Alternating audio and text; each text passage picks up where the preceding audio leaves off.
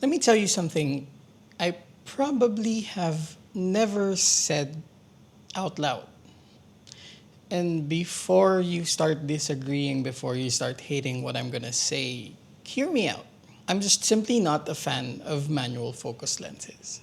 Okay, I have nothing against them. I have nothing against manual focus lenses.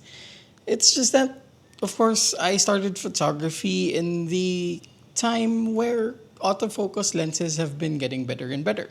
And of course, that's just me embracing technology. And one of the things I love about the Sony system is that I never have to worry about autofocus. However, I do believe that they have such a huge role in the industry. They have such a huge role in making photographers become the photographers they should be. At the same time, I actually own a few manual focus lenses. In fact, one of my most used lenses is a manual focus lens, which is the Laowa 15mm shift. And that's because I use it for shooting architecture and real estate. And do I wish it had autofocus? Yes, but I think that's such a tall order to begin with because I think it's very hard to make an autofocus shift lens. But if that happens in the future, then I absolutely welcome it. But again, going back, I think manual focus lenses have such a huge role in the photography industry and the photography community. Why? Because they actually solve a problem for many photographers, especially those who are just starting out. And that's actually the reason why I agreed to testing out this lens from a brand that I've been hearing about, but I don't think a lot of people are talking enough about this. And today we're talking about the Astrhori, however you pronounce that, Astrhori 50mm f2 manual focus lens for full frame cameras.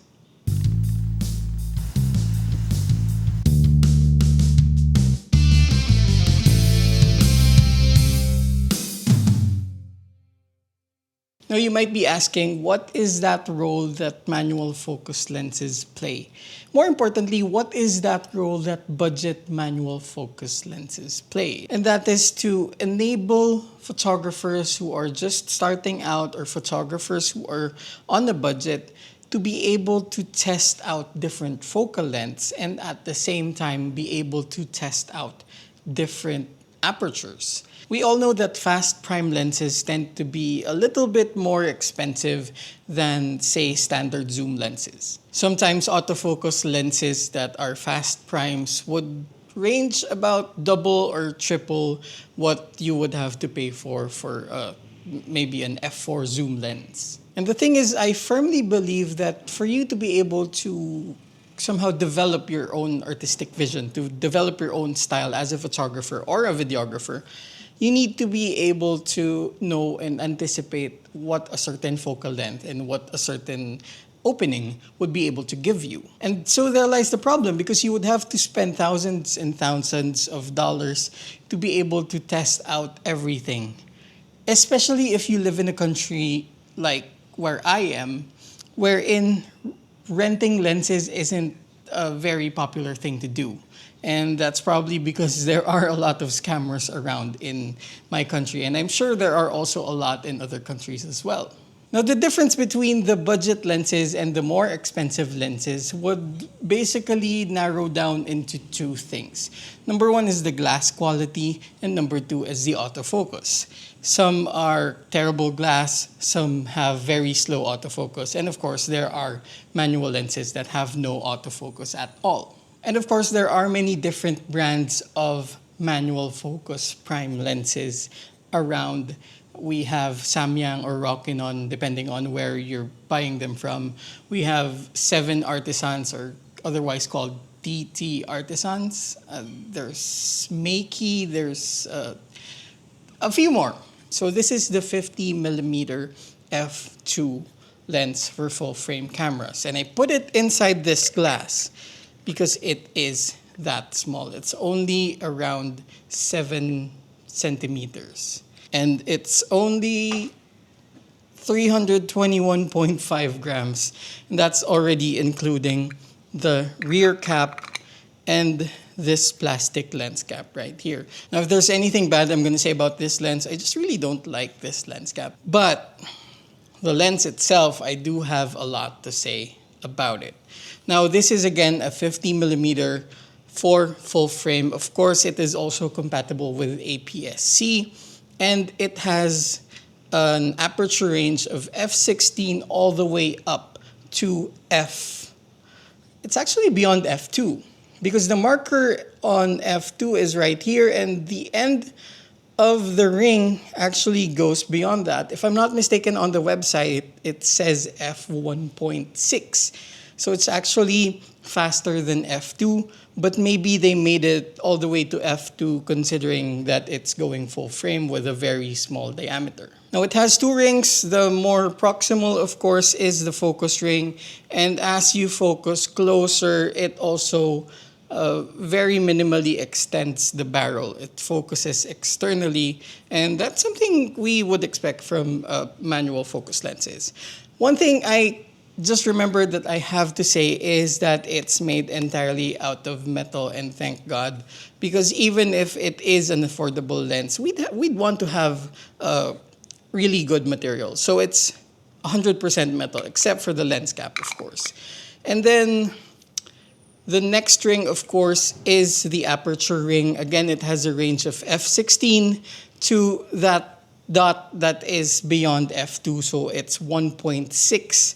And one thing I do have to say about this is that it does not have any clicks. Of course, I'm not expecting it to have an on and off switch on the clicking, but as a photographer, I do like being able to have that tactile response, but maybe for videographers, this might be a good thing if you are using it to change the aperture while you are filming. So it's just a preference kind of thing that I'd like to have a click on it, but I do appreciate why it doesn't have it. Now this one has a 52 millimeter filter thread, and there is no lens hood on it. I feel like I kind of want to see a lens hood on it. I don't really think it's 100% necessary, but it would just be, a better idea to have a lens hood than not to have a lens hood. So that's that. Now, the biggest thing I actually liked about using this was the experience. Because it's such a small lens, it fits right onto the full frame body. I think this would be an even better match with, say, a Sony a7C II or an a7CR. I was a bit worried because I thought it might not be fair to be testing this with a 61 megapixel full frame sensor on the a7R5. But that's the thing, it surprised me. Number one, of course, again, I said I'm not a fan of manual focus lenses, so I do suck at manual focusing.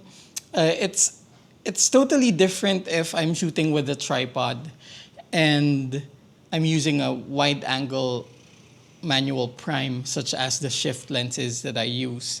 And that's easy because I have focus peaking.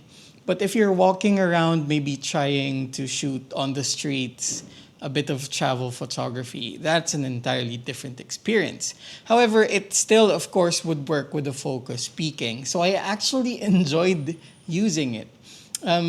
It was a bit of a challenge focusing at f1.6 or whatever that dot means, at f2 as well.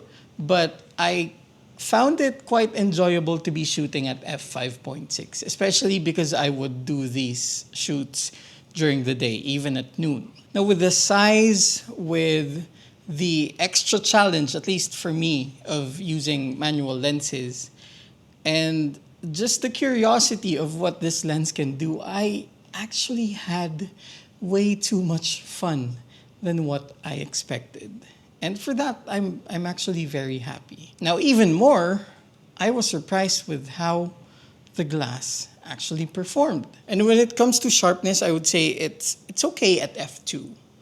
It gets better at f2.8. But I found that the sweet range would be around f4 to f8. And don't even think about shooting with f16 because I don't really like how it performed. f4 to f8 just really gave that much detail, more detail than what I ever expected coming out of a $79 manual focus lens. It is $79. Yes, $79. It's very small. It's relatively light, around 300 grams. It's manual. It has a maximum of f1.6, but it's very sharp at f4 to f8, way sharper than some third-party lenses that I've tried. There is a bit of chromatic aberration when you are shooting against the light, but even then, it was way less than what I expected for, again, a $79 lens to have. So that is actually why I am saying that I'm genuinely curious why not as much people are talking about these lenses. And I'm very happy that a lens like this exists because people who don't have much budget to be spending on lenses but want to try out different focal lengths and apertures will get their money's worth with $79. And I did put a link below where you can get this lens. They even offered me an affiliate commission. And so it's $79 less. I'm not sure if it's 10%. 10% goes to me if you buy through that link. So thank you for that nice cup of coffee. But imagine, $79 less 10% for them. I'm not even sure how they're making a profit on these. But yes, they are genuinely way better than what I expected.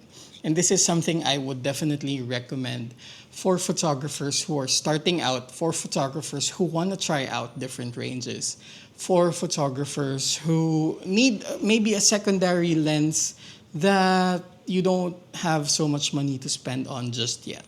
There we go. This is the Astrhori 50mm f2. It can go all the way to 1.6. I feel like I need to say that. It's a manual focus lens. It's compatible with full frame and APS-C.